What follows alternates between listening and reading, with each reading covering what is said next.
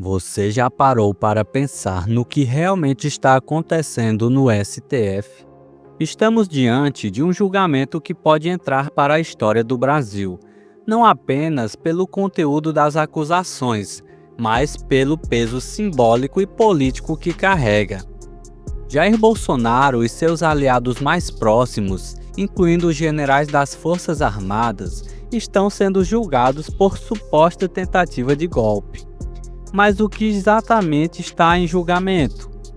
O que dizem as provas? O que alegam as defesas? E mais, será que esse processo vai mesmo trazer justiça? Ou vai acirrar ainda mais a polarização no país? Hoje, a gente vai assistir trechos das sustentações orais das defesas. Você vai ver que a estratégia delas é levantar dúvidas sobre o processo, questionar a validade das provas e afirmar que tudo não passa de uma perseguição política. A pergunta que fica é: isso é parte de um processo justo, com base em fatos concretos? Ou estamos diante de um embate entre narrativas, em que a justiça virou um campo de batalha política? Que num caso dessa magnitude, a polícia não quis ouvir o general Braga Neto, que o Ministério Público não quis ouvir o general Braga Neto. Não me parece razoável isso. Não me parece razoável. Parece que a polícia já tinha uma narrativa e pronto. Para que ouvir a defesa? Para que ouvir o general Braga Neto? E eu quero dizer a Vossa Excelência, corroborando até o que o meu querido amigo Celso Vilardi falou, a defesa não está na mesma situação que a acusação. A defesa está com os olhos cobertos. A defesa está com a sua atuação cerceada, ministro Falandini.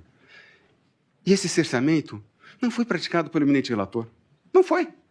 Isso precisa ser dito da tribuna. A forma pulverizada como a Polícia Federal comandou as investigações, eminente ministra Carmen Lúcia, ela despejou nesse processo mais de 115 mil páginas. Nós estamos falando com 2.000 gigabytes de documentos. Nós estamos falando, quando foi oferecida a denúncia, de 15 procedimentos relacionados com a peça exordial. Isso foi feito de maneira organizada? Evidentemente que não. Ela foi despejada de uma forma que a defesa não teve a menor condição de analisar o que foi produzido.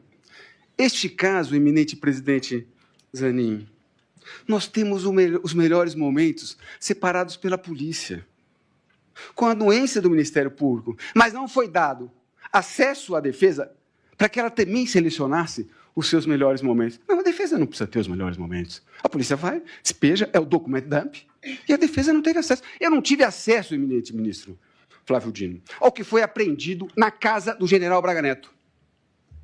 Eu não sei o conteúdo do computador do general Braga Neto.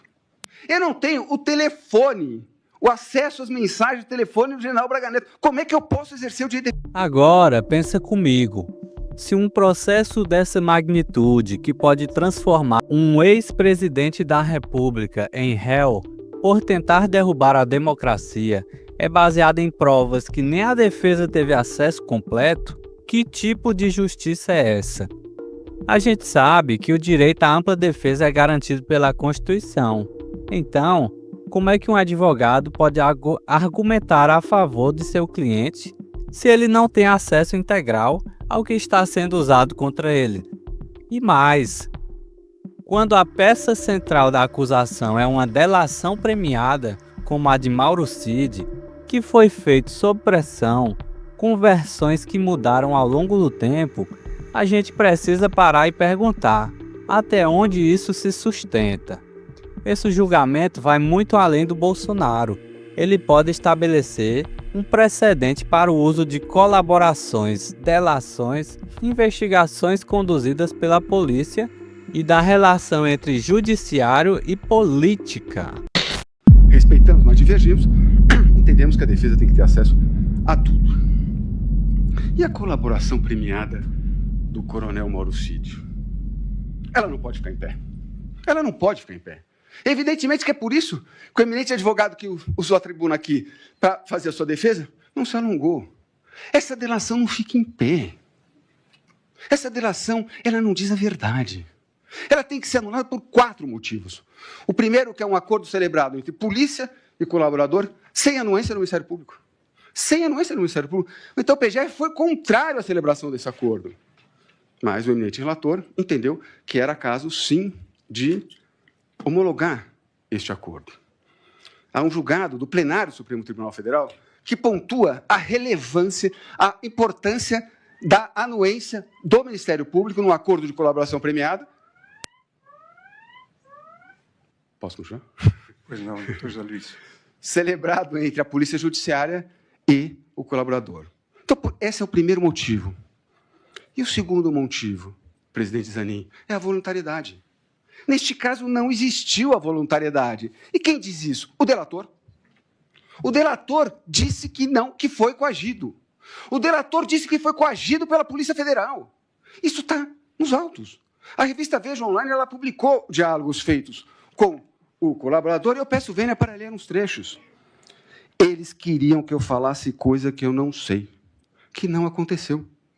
PET 11767, peça 85. Não vai adiantar, não adianta. Você pode. Você pode falar o que você quiser. Eu vi isso ontem. Eles não aceitavam e discutiam. Discutiu. Que a minha versão não é verdadeira. Que não podia ter sido assim. Que eu estava mentindo. PET 11767, peça 86. Eu vou dizer, pelo que eu senti, eles já estão com a narrativa pronta deles. É só fechar. Eles querem o máximo possível de gente para confirmar a narrativa deles. É isso que eles querem. É o financiamento do plano. Quer dizer que ele presta 9 depoimentos, esquece de falar um detalhe que me parece que é fundamental, que é a entrega do dinheiro, ministra Carmen Lúcia. E ele esqueceu de falar. Por que ele esqueceu? Porque ele é mentiroso. Ele mente. Ele joga isso na reputação de um homem de 42 anos de serviços prestados ao Exército Brasileiro com uma tranquilidade. Portanto, esse é o terceiro fundamento que a defesa, de fato, colocou nas suas razões e no seu memorial para que seja anulada essa colaboração. E o quarto e último fundamento, com a máxima vênia ao eminente relator, que sempre vou render minhas homenagens a ele, é a participação de Sua Excelência na audiência com o Mauro Cid. A defesa entende que cabe ao Poder Judiciário, nessa questão, apenas analisar a regularidade e a voluntariedade, entende a defesa que não é o caso do Poder Judiciário ter uma manifestação mais efetiva. Presidente Zanin, registro aqui que é sempre uma honra estar com Vossa Excelência, reencontrá-lo agora, sentado no Supremo Tribunal Federal e presidindo esta candidatura. Vossa Excelência sabe o respeito e a admiração que tenho pelo senhor. A defesa pede que seja reconhecida a nulidade do feito a partir do momento da nossa intimação pelo cerceamento de defesa, porque a defesa não teve a chance de ter o acesso ao material bruto. Ela não teve a chance de apresentar os seus melhores momentos, como teve a acusação com a anuência do Ministério Público. A defesa pede, num segundo momento, a rejeição da peça exordial, porque ela é baseada, sim, no acordo de colaboração premiada viciado, com todas as questões que eu coloquei aqui, um acordo de colaboração premiada com o máximo respeito, eminente ministra Carmen Lúcia, mentiroso. E o último fundamento da rejeição é porque não há, na peça exordial, uma única conduta descrita pelo Ministério Público. E, repito, não há, porque o general Braga Neto não praticou qualquer conduta criminosa. Eram essas as questões que eu gostaria